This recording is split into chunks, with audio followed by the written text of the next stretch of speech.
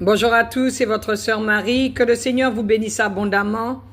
Au nom de Jésus-Christ de Nazareth, Amen. J'espère que tout le monde se porte bien.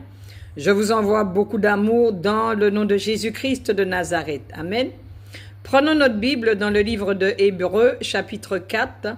À partir du verset 12, il est écrit « Car la parole de Dieu est vivante et efficace, plus tranchante qu'une épée quelconque à deux tranchants, pénétrante jusqu'à partager âme et esprit, jointure et moelle. Elle juge les sentiments et les pensées du cœur. Nulle créature n'est cachée devant lui, mais tout est à nu et à découvert aux yeux de celui à qui nous devons rendre compte. » Amen. La parole de Dieu, elle sert à quoi? La parole de Dieu nous empêche de faire du compromis. La parole de Dieu nous rend radical. Amen.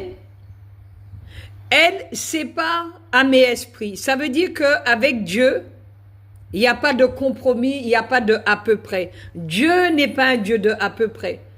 Un I avec Dieu est un I. Un I avec Dieu n'est pas un E. Amen.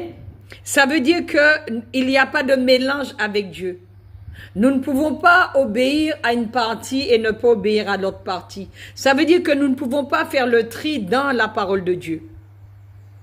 Il n'y a pas de grand et de petit péché avec Dieu. Le péché, c'est le péché. Amen. Et c'est vrai que parfois, nous avons tendance à minimiser les choses. Mais la Bible dit que tout est à nu et à découvert devant Dieu. Il n'y a rien de caché devant sa face. Ça veut dire qu'on ne peut pas faire semblant. Amen. Quand on a des difficultés, nous pouvons compter sur Dieu, nous pouvons crier à Dieu afin qu'il puisse nous aider à sortir dans les situations dans lesquelles nous nous trouvons. Mais nous ne pouvons pas faire de compromis avec Dieu. Amen. Et la parole de Dieu, elle vient justement pour aller dans les profondeurs de notre cœur et sonder notre cœur. Amen.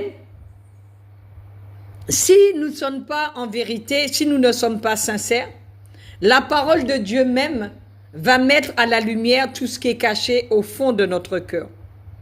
C'est pour cette raison qu'il est important de méditer la parole de Dieu jour et nuit et de sonder notre cœur par rapport aux Écritures. Amen. Parfois, nous avons des pensées et nous croyons que ces pensées viennent de Dieu. Mais lorsque nous lisons les Écritures, nous nous rendons compte que ces pensées ne viennent pas de Dieu.